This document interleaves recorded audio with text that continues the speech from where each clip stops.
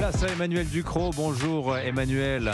Bonjour Dimitri, bonjour à tous. La situation au Proche-Orient n'en finit pas de créer troubles et remous dans le monde entier. Alors sur les campus des universités américaines, on assiste ces derniers jours, c'est effarant, à une libération de la parole antisémite. Dernier événement en date à l'université de Stanford, en Californie.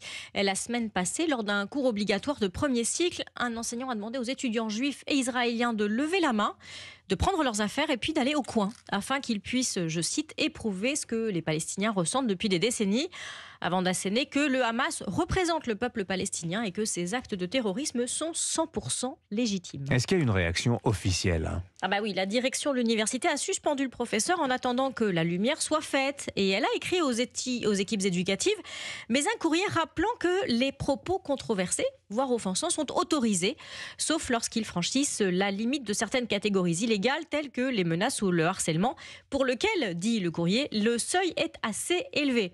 En gros, ce qu'on reproche à ce professeur, c'est d'avoir identifié physiquement des étudiants, pas ses propos. Le premier amendement autorise toutes les formes d'expression, y compris les plus extrêmes, comme l'apologie du terrorisme, comme l'antisémitisme, qui tomberait ici sous le coup de la loi. Et c'est ce qui explique que cette parole se désinhibe sur les campus américains. Est-ce que c'est un événement isolé, Emmanuel ? J'aimerais vous dire que oui, mais ce n'est pas le cas. Les activistes des campus, pétris de Black Lives Matter, qui cancellent pour racisme des auteurs de la Grèce antique et qui traquent l'antisémitisme jusque dans Harry Potter, sont très à l'aise avec celui de la vraie vie. Ils n'y voient pas une forme de haine, alors qu'ils en voient absolument partout, mais une sorte d'évidence intellectuelle. L'évidence intellectuelle, c'est quand même l'inverse de la réflexion académique. Dès le dimanche 8 octobre, alors même que les attaques du Hamas n'étaient pas terminées en Israël, une trentaine d'associations étudiantes de Harvard qui forment l'élite américaine, ont émis un communiqué expliquant comme une évidence qu'Israël était le seul responsable de ce qui lui arrivait. Et en début de semaine passée, alors que la riposte israélienne, et c'est important, n'avait pas commencé, quand le pays comptait encore ses morts sur de nombreux campus, des étudiants se sont rassemblés pour saluer les terroristes du Hamas. À Columbia, à New York, à Georgetown, à l'université Washington, on a pu voir des manifestants justifiant la violence contre Israël et contre les Juifs. Mais rassurez-nous, Emmanuel Ducrot, ça inquiète tout ça aux États-Unis, non ?